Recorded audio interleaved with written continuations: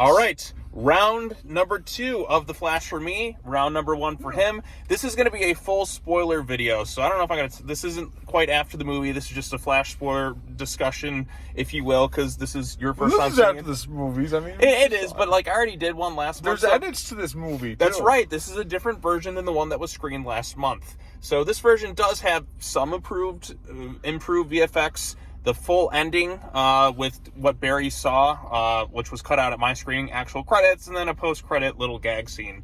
The effects aren't quite polished still. It's a little cheesy, to be honest. Yeah, like a lot of them aren't like necessarily the best, but they are slightly better in some instances. But some of it can be kind of distracting. But I guess they're supposed to be kind of weird when he's in the Speed Force, if you will. But then there's other time where it's like, you could have probably tweaked things a little bit. But anyways, so this is my second time seeing The Flash. This is the complete version of the movie. Now, I am aware that there was more stuff shot for this movie. You can even see some stuff in the trailers. And I know the original ending would have featured Michael Keaton's Batman at the end, but not this one. Not this one. This was held back from my screening.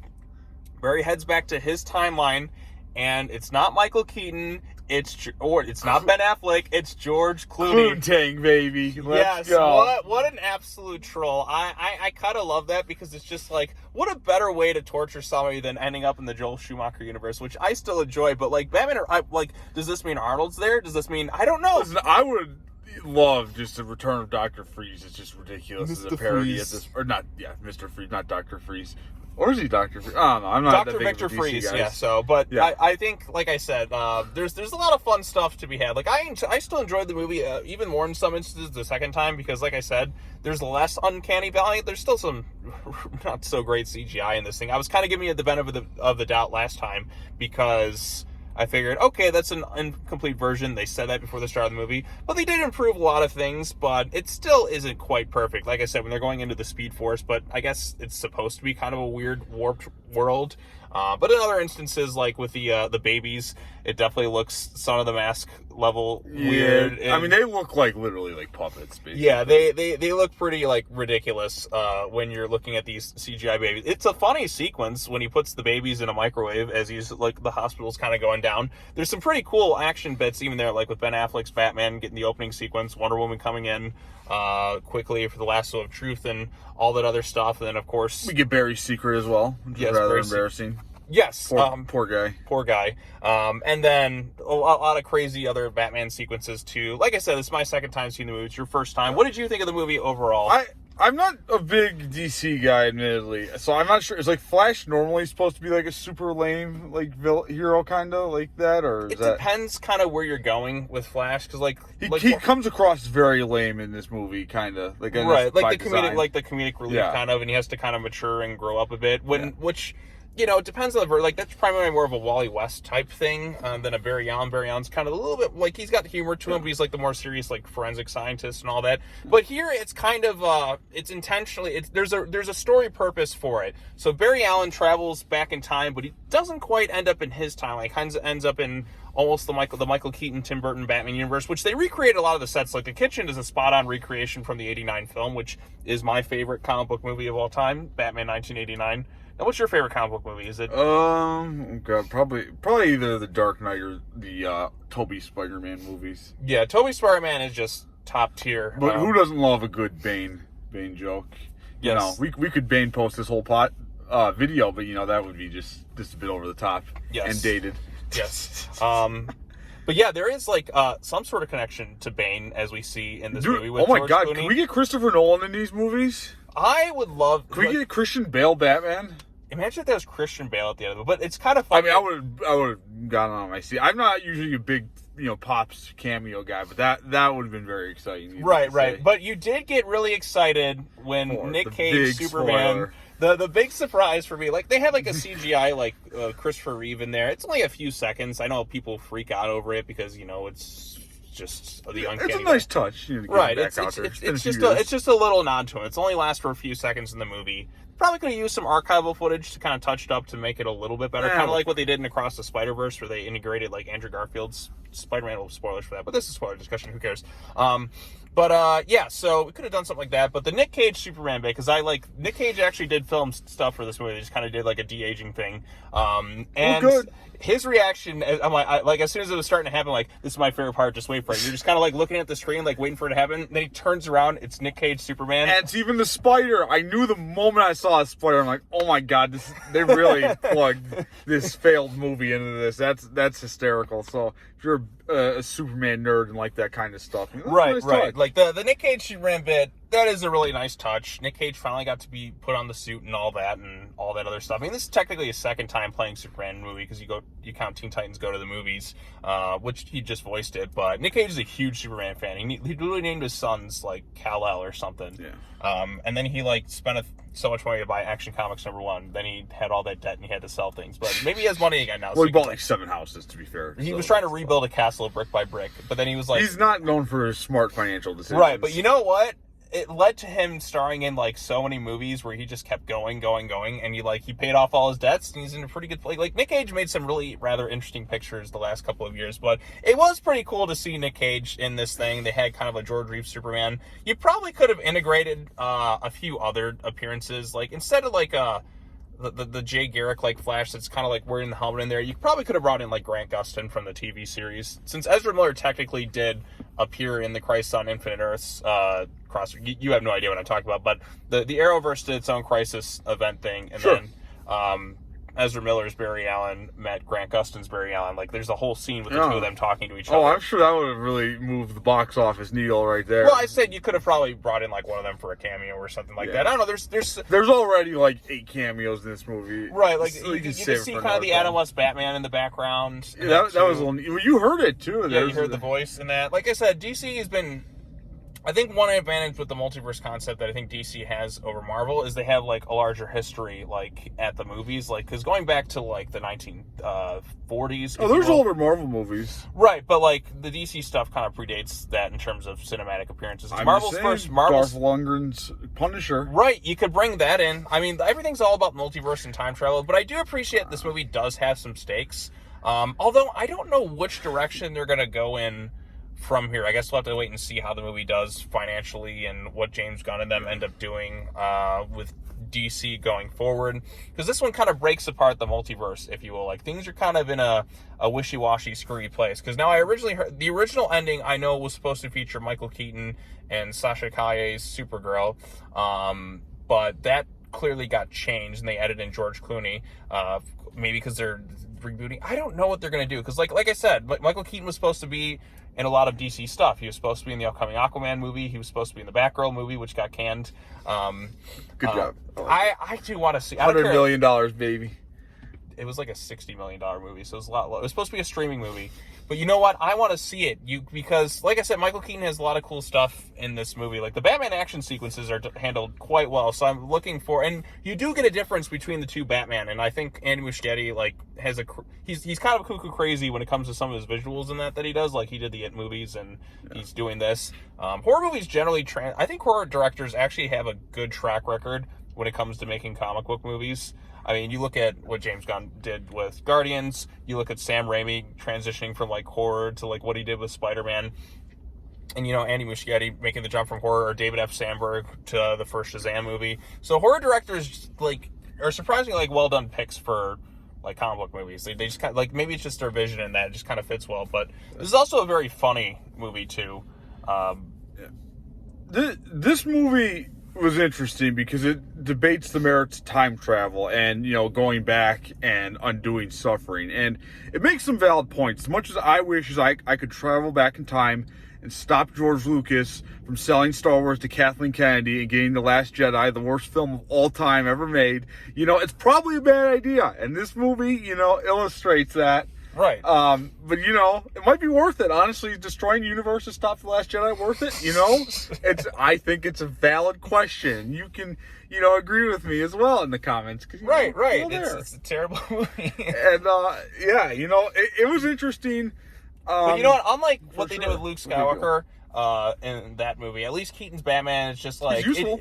He's useful. He actually comes back and, like, helps out. Yeah, at first he's kind of reluctant, but it doesn't take very much convincing for him to put the suit back on. And Michael Keaton's great in it. Like, Michael Keaton is still my favorite live-action Batman. Christian Bale's another... Like, I mean, I enjoy all the live-action Batman to an extent. Maybe not so much the movie serial Batman. Like, Adam West is... Like, let's say live-action movie film Batman. They made a live-action Adam West Batman movie. That's right, Batman the movie, and it's fantastic. It's pretty good. Batman the movie is one of the most entertaining films ever made. It's so ridiculous, but it's so, like, tongue-in-cheek, and, like, the deadpan delivery of them, and just, like, him carrying around a bomb is really funny, or the shark repellents, or the fact that whenever the villains are on screen, they tilt the camera because they're crooked. Little shit like that I love. And, of course, Michael Keaton's 2 movies. I still enjoy the Schumacher films, like Batman. We didn't get Val Kilmer. Yeah, no, that's what I said, the Schumacher films, because Val Kilmer was in Batman Forever. Very entertaining, very over the top, but also kind of has some, like, nice character beats for Bruce Wayne in that. I would have liked to have seen a few more nods to some of that stuff. I mean, we did get George Clooney, which I would have never expected George Clooney to ever, like, come back as Bruce Wayne after Batman and Robin. But it's kind of, in a way, a little bit of a redemption for, like, it's a little gag at the end of the movie. But the fact that they somehow convinced George Clooney to return to a role which, you know, he pokes fun at himself for it. I mean, was that really his fault? Like, it was a lot of things, like the studio just pushing things and not really taking more toyetic. More toyetic. You know, Joel Schumacher seemed like a really nice guy, though. Because he was, like, Batman Forever was a huge hit when that came out. And, like, it had its campy moments, but it still kind of had, like, its more, like, somber, serious stuff. And it's very bright, it's very colorful. There's some crazy action sequences. Like, it's a lot of fun. And then Jim Carrey and Tommy Lee Jones are both so over the top, but they make such entertaining villains. And who could forget Seal's Kiss from a Rose? Yeah. Yes. Oh, God, what a great song. We're really gone derailed here, but you know, this is like this movie's directed, like, it's a big celebration of DC Comics, if you will. Like, they embrace the lunacy of a lot of it. Like, there's some really crazy comic book stuff going on. Like, the whole baby saving sequence. Like, like, the opening action sequence is a lot of fun in this thing. And even Ben Affleck looks like he's having a lot more fun this time around as Batman. And, like, he's in it for a little bit, but you could tell he was, like, enjoying his time. And he's talked about how he enjoyed his time making it, because, like... So is he officially done, then? You know, here's what I heard originally. So... Batfleck, baby. So, before, like, James Gunn and that came in, so there was another studio head in that. So, originally, I guess Ben Affleck filmed a scene that was supposed to set up a potential Crisis on Infinite Earths movie down the road. Michael Keaton would have been stuck in this. So originally he was like, you remember Batman vs. Superman at all? I know. Unfortunately. So remember that scene where he's sitting in, like, his Batcave, and then, like, Flash kind of comes in and he's just like, listen to me now, You Bruce. know I don't. Okay. Well, anyway, so Flash, like, when he's just, like, before he even really meets him, like, Flash is, like, talking to him. He's like, who the hell are you? There kind of would have been, like, an inverse of that, where Ben Affleck's Batman was, like, trapped in somewhere, like, outside, like, inside some sort of timeline. He's trying to reach Barry. So basically, the Fallout movie would have been them trying to find Ben Affleck's Batman and kind of bring him back or something, because, like, he basically, like, has been taken out of, like, his timeline or something. So that's kind of like the original thing, and, like, they're going to tease, like, some sort of crisis thing, bring in, like, everyone and just do some crazy stuff. Like, that's what I was originally hearing. So Ben Affleck, I guess, originally did film a credit sequence, and he was coming, and he also did film stuff, I guess, for Aquaman 2. But I have no freaking idea what they're going to do going forward. Yeah, like, there's really an infantile number of directions they can go. Right, like, Michael Keaton is supposedly dead, but I know he filmed a scene, and he was supposed to film another movie, but now that those are gone, like, does it stick? Is this the last time we see him or not? Like, I mean, he has a heroic hurrah, like a last hurrah, and like I said, Keaton's really great. I would have liked a few more, like, spend a little bit more time with him, but this movie moves at such a fast pace, like, no pun intended. Like, I mean, that was like almost 2.5 hours, but that breezed by rather quickly. Would you say, like, it was paced? Yeah, the pacing was pretty good. I mean, there's a lot of action, there's a lot of running in it, of course. Yeah, it's not a boring movie, is it? You know, the greatest superhero movie of all time? No, I wouldn't say that. But it's an entertaining one. It's a lot of fun. Some iffy CGI aside, like, there actually is some genuine emotion to it about having to kind of, like, it's like a story about letting go. I like the fact that you had kind of the older, more mature Barry. He has to kind of, like, coach himself up. Right, he has to coach, like, his younger self up, and he has to come to realize, wow, like you actually see him you actually do see the maturity and growth. Because his younger self doesn't really know how to like be Flash either. Right. Doesn't know how to be Flash. It's kind of an interesting way to tackle an origin story in a unique fashion. And in this film, there really isn't like a main villain per se. Which the main villain, like we kind of follow the villain. Like it all kind of wraps up like in a neat circle. Where it's like Barry kind of is the villain of his own story, but not intentionally. Yeah. And he kind of like we see how the other Barry kind of becomes like the Dark Flash, if you will. I mean, the point of the movie, right, is dealing with the consequences of unintended actions, right? Because he tries to save his mother. He's trying to do something that he feels is right, like trying to save somebody. He doesn't want people to die, but he doesn't realize that someone's gonna have to stop General Zod, and that doesn't really happen. So he gets a weaker, less exciting Superman or Supergirl. I guess. Oh, she's hot though. I think so. She is. She's no Black Widow. Oh no! You know what? Oh, the greatest Marvel Phase 4 movie of all time. Shut up! I mean, come on, that's not even that high of a bar. That one's least entertaining. Hey, you know what? Dude, the Marvels, baby. Spider-Man. No, we're on Phase 5 now, Jordan. Thank you very much. Joy! I can't wait for those. Spider-Man: No Way Home was the only good Phase 4 movie. Yeah, but anyways, this is it's a fun movie. It's a good reset. Reset, like breaking of they broke the universe. It's barely a superhero movie, honest. I know superheroes are in it, but it is more. It's like Back to the Future, kinda. Yeah, well, I mean, it is because like you get the superhero stuff really at the beginning, and then kind of the end of the movie. You get some creative action sequences. Michael Shannon's back as Zod, but he just doesn't really do much in the movie because like Man of Steel, he is like so like intense and over the top, and you have the crazy Dragon Ball Z fight at the end of the movie. There's also a lot of plot holes in this movie because the time travel is very confusing. But right, because like they like go back in time. Too hard. Yeah, don't think too hard about it. Right, you just kind of have to roll with it. Like they create like a fulcrum point. Like there's a fulcrum point, but instead of like. And Batman just conveniently has pasta on hand to illustrate this. I love that he's Dude Lebowski, basically. What he so am I. I'm in tropical shirt, long hair. I know he's literally like you, but with like gray hair now. So he's just kind of laid back, kind of chill, and then hopefully he hates Star Wars too. Then we could be spirit animals. Yeah, maybe. So, but yeah, Keaton's great in this thing. I liked a lot of the little back gadgets and toys. You can see all the different suits in that. I wanted like a third Batman movie with him. I would love a Batman Beyond with Michael Keaton as like an older Bruce Wayne mentoring Terry McGinnis. That would be. Have you seen Batman Beyond? Yeah, I mean, Sean, who's this going to appeal to? Who's the market for this? I don't know. It's Batman, okay? Batman sells. That's just a fact. But now we're going to be in an interesting phase of like DC movies going forward because you have James Gunn's whole thing.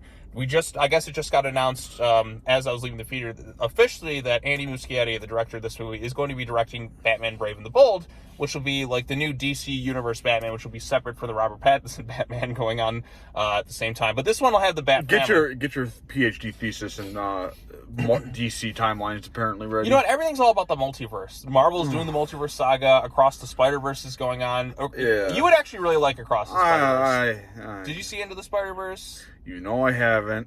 Oh, well, Into the Spider-Verse, I don't really like. I think it's fine, but this one's a lot better. Like just the animation, just how innovative and creative it gets, and it kind of has live action bits too to it, and just you even get to see glimpses like Toby in the movie too, and then of course J.K. Simmons. But I mean, like I said, that's just hints of it. Like it's only like a part one though, but like I think you would really like as a Spider-Man fan. I think you would enjoy Across the Spider-Verse. Like, you even get Ben Reilly's Spider-Man. Is that the live-action one, or is that the animated one? No, this is called Across the Spider-Verse is in theaters right now. Okay, but it has live-action bits in it, too. Maybe. I don't know. I haven't seen it. I'm not smart enough for this. Like, I have a college degree, and this stuff just baffles me, so... Yeah, we're getting... If you can figure it out, good for you, man. I mean, you're just probably smarter than me, but hey, God bless. This is an X-Men. You're the X-Men expert. You're the expert on X-Men. Oh my God. So, but yeah, like I said, Flash is a fun movie. There's some interesting stuff. Like I said, it definitely has some real emotional stakes to it. Because like I said, the world is pretty much doomed to die. Like it's an inevitable conclusion. Yeah, there are actually lessons learned in this movie. Right, which I liked. It's a hard lesson. It's a cruel one where you can't really like. Because Barry tries like thousands of times to stop it, but he has to kind of come to that inevitable conclusion. That, also, is Supergirl is like really weak. She just kind of gets owned by Zod. Like, well, she's been trapped in a prison, like we've come to see. Like, so she's not really had time to really get her strength up. Because like when you think about it, like Superman and Man of Steel, he lived on Earth his whole life pretty much. Outside when like the day he was born, like he spent like 99.9% of his life on Earth to absorb that solar radiation. Yeah. Kara, on the other hand, has not. Yeah. She was in a Russian prison pretty much ever since she came to Earth, and she only just got out, and then she was like stronger in that regards when she did. So, but yeah, like I said, there's a lot of good stuff in this thing. Like I said, some iffy effects aside, it's a very funny movie too. Like there's a lot of like gags integrated within the action sequences, which, you know, are pretty entertaining all around. Very kind of creative and innovative in some of the stuff. Like I said, Flash electrocuting himself was pretty amusing as well. Like, right, and then he has his little Palpatine powers at times, so that was kind of cool to see. How do you score it? Flash is like, I don't know, because like I actually had a little bit more fun this time around, because like I kind of like knew like more going into it, like it was a little bit more polished from the version I saw. But like I said, like the Nick Cage thing was pretty great still. Like it looked a lot better in some instances. I don't know, like I genuinely enjoyed the movie from start to finish. I'm going 7-2. You know, it's a good movie. It relies pretty heavy on nostalgia, which I don't really like. I mean, some of it's kind of fun. It does have, you know, lessons, which gets at some points. But it's just, you know, it's good. It's not great. Like, is this a life-changing movie? No. I mean, if you're not a DC but fan, you know what? enjoy it, it's probably not. So. Right. And but you know what? Like, Keaton gets a good showing. Affleck's Batman gets some good scenes, too. The George Clooney bit is really funny. Like I said, Batman and Robin's hilarious. Like, I mean, it's like a so bad it's good Bat movie. credit card. Come on, the back credit card. Like, Batman and Robin is so much fun to watch. It's so stupid. You have a very different definition of fun than me, my friend. Hey, you know what? Okay, what's a movie that's so ridiculous that you love? The Room. Oh, yeah. That's true. actually funny, though. Yeah, but Batman and Robin is like the Room of comic book movies. It really is. Like, Arnold... That's a little generous. Okay, but it gave you Nick Cage Superman, which I knew you were not expecting. Oh, that was funny. I think that was the most you laughed at the theater, right? Was with Nick Cage. That was a pretty funny scene. It's nice to have surprises like that too, because I know a lot of people like to spoil the shit out of movies, which, you know. But you know what we were really missing in this movie for a cameo above anything else? What? The greatest of all WWE wrestlers and DC characters, John Cena, baby, as Peacemaker showing up. Well, that would have gotten me just very... Peacemaker would be cool. Well, James Gunn, like, after he makes the next Superman movie, he's making Peacemaker Give us John Cena in the DCU. So Peacemaker, there's going to be a long gap between Peacemaker season 1 and 2, because, like, season 2 is, like, he's working on it as soon as he finishes, like, Superman. Like, Superman comes out, like, 2025. Yeah, so... But I think there's going to be an in-between series. Like, I think they're doing a Waller series, which is about Amanda Waller, but it's set between Peacemaker season 1 and 2, so... But John Cena will be back as Peacemaker.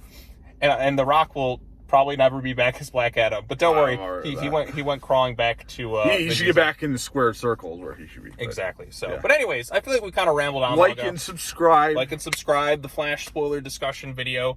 I had a really good time. Like I said, there's some really creative stuff. And I got to make a Star Wars time travel joke. That just made my day. Right. Because that's what that series is now, a joke. A joke. But exactly. Yeah, so like I said, the Flash movie, man, it's a crazy like response to this thing going on with the internet and people just being cuckoo crazy over it, and pros and cons, and just the reaction. Like, go onto Twitter and you just see like, well, Twitter's a cesspool anyways. It's a lot of craziness, but just the way people are fighting over this movie is just really funny. But it's no Morbius. I mean, you know. That's true. Nothing can top Morbius. No. 1 more trillion tickets sold. Yeah, well, more the greatest Twitter of all time too. Right, so, but anyways, rambled on long enough, sir. Thank you so much. We were trying to sing Zeppelin and failing horribly. I don't know. I think there were some Zeppelin. Ramble on. Was there Zeppelin songs in this movie? No. They had some rock Maybe songs. there was. I wasn't paying I don't know. There's a lot of different like rock songs in there too. James Gunn does like his rock music. Right. So. Well, Gunn didn't make this one. This was finished pretty much before he came in, but we'll see what James Gunn, like, he saw this, he really likes it, he got this director to make it. I don't know, it's gonna be interesting to see what DC does with, because like they had some leftover stuff, right? Like this, and then they're gonna have things that are distinctly Elseworlds, like the Penguin and the Batman Robert Pattinson stuff. So that'll be interesting because that's a more gritty, grounded stuff, but we'll also have a more like kind of comic booky, fantastical elements. So Brave and the Bold, I'm really excited for because they're bringing in my favorite character, Damian Wayne. Oh, the best Robin of all. Oh, Jesus! All right, we've talked enough. Peace, maker. Yeah. Bye.